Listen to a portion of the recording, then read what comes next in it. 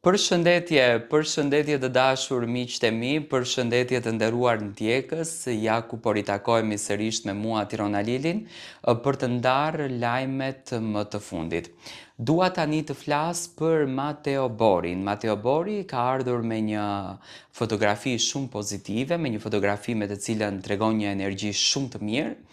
Ai është shumë i lumtur në fakt një herë që po bën këtë punën, sinqerisht unë e përgëzoj, sepse vetë merrem me gazetari dhe e di se ç'do të thotë për kushtimi që duhet ta kesh për në media.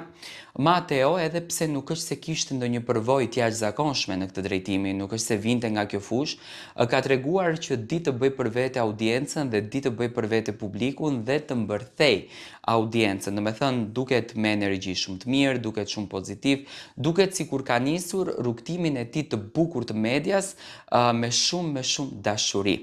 Ai ka sjellur në grupin e tij, në faqen ku në fakt Mateo komunikon me publikun, ndan momente me publikun, ka nisur një foto për ditë të bukur dhe normal për të marrë me energjinë e re. Unë e shoh që Mateo si pëlqen në rrugtimi që bën dhe shpresoj që të na surprizon të gjithëve. Tani pyetja më e madhe që bëhet realisht nga të gjithë fansat e Mateos edhe Brikenës është kjo.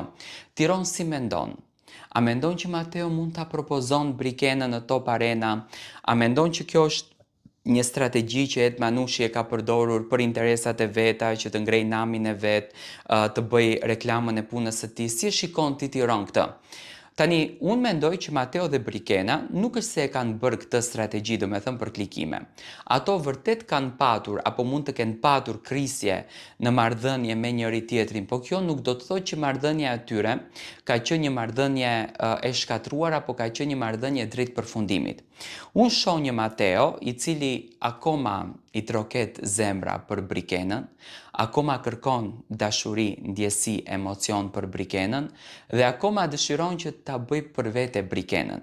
Nga dita zero, që vërtet ishin në hatërmbetje me njëri tjetrin, ishin mërzitur, dhe deri në ditën tani, Mateo ka filluar që të ketë pak komunikim me Brikenën, do me thënë nuk janë ashtu të ftohtë, nuk kanë mur mes tyre, thënë kanë gjetur paqe, kanë gjetur ngrohtësi, kanë gjetur dashuri për njëri tjetrin, dhe kjo i bën që të jenë të bekuar dhe i bën që të jenë të gëzuar.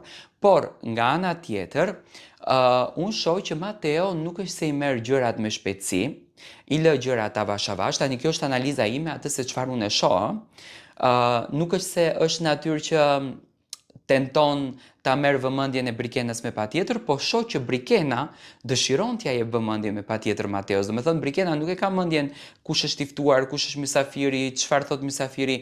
Brikena e ka mendjen tek Mateo. Dhe mendoj që atë ndjesinë shpirtërore që do ta krijojnë mes njëri tjetrit, mendoj që Mateo mund të surprizon publikun dhe të propozon në një farë mënyre Brikenën.